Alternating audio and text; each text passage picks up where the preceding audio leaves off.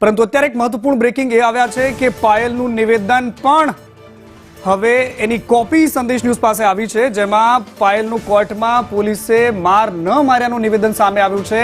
એની copy છે સંદેશ news પાસે કે જેમાં કોર્ટમાં પાયલે કહ્યું છે કે મને પોલીસે નથી માર્યું, પોલીસે માર ન માર્યાનું નિવેદન કોર્ટમાં આપ્યું।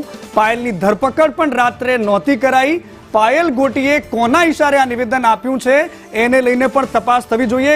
ખુદ પાયલના એફિડેવિટમાં જે કોર્ટમાં રજૂ કરેલું આ દસ્તાવેજ છે જે સંદેશ ન્યૂઝની સ્ક્રીન પર ચાલે છે, જેમાં પાયલે આ બંને સવાલોનો જવાબ કોર્ટમાં આપ્યો અને ત્યારબાદ બહાર આવીને જે નિવેદન આપવામાં આવ્યું છે એ બંને વચ્ચે જમીન આસમાનનો ફરક છે।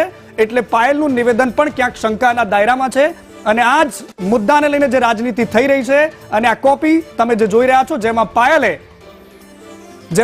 કહ્યું હતું કે મને માર મારવામાં આવી છે, એ નિવેદન પણ જરા સાંભળી લો। મારી જે ઇજ્જત અને આબરૂનો વરઘોડો કાઢ્યો છે એમાં જે મારી હારે જેણે ખરાબ વર્તન કર્યું છે કે મને ટોર્ચર કર્યું છે કે મને મારી છે એના પ્રત્યે જે લોકોને પોલીસ વાળાએ